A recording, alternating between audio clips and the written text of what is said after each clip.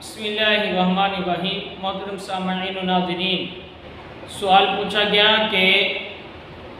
لباس کیسا ہونا چاہیے، خاص طور پہ نماز کے لیے کیسے لباس کا حکم دیا گیا۔ یہ ذہن میں رکھیں کہ لباس جو مشروع کیا گیا وہ سطر چھپانے کے لیے ہے، لہذا ایسا لباس جو اتنا باریک ہو کہ اس سے سطر جھلکتا ہو یا اتنا کسا ہوا ہو جس سے اعضائے سطر جو ہے ان کی حیت ظاہر ہوتی ہو، تو یہ جو ہے ناجائز ہوگا، ایسا لباس جائز نہیں ہے۔ لیکن اگر لباس ایسا ہے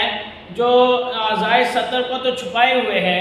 لیکن ہم عام مجلس کے اندر وہ لباس پہن کر نہیں جاتے، ہم جو ہیں کوئی شرفاء کی مجلس ہے، کہیں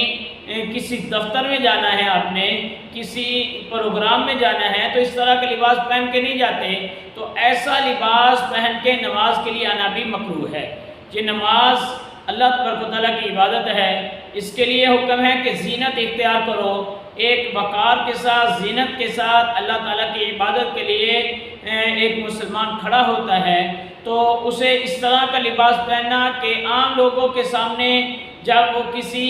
شرفاء کی مجلس میں جاتا ہے، کہیں وہ پروگرام پر جاتا ہے، تو اس پر اپنی تحقیر محسوس کرتا ہے، تو وہ پھر اس لباس کے اندر اللہ کی بارگاہ میں کیسے کھڑا ہوتا ہے؟ تو یہ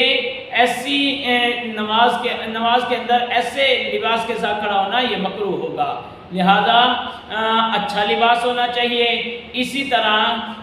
بازو جو ہیں یہ ڈھکے ہوئے ہوں، اس کے جو ہے سر ڈھکا ہوا ہو اور بہترین جو ہے ایک وقار کے ساتھ ہو۔ اگر ننگے سر پڑتا ہے یا بازو کھلے ہوئے ہیں، جس طرح ہمارے ہر رواج ہے ٹی شرٹ پہننے کا، تو اس طرح کا لباس پہن کے نماز پڑھنا بھی مکروہ ہوگا۔ واللہ اعلم۔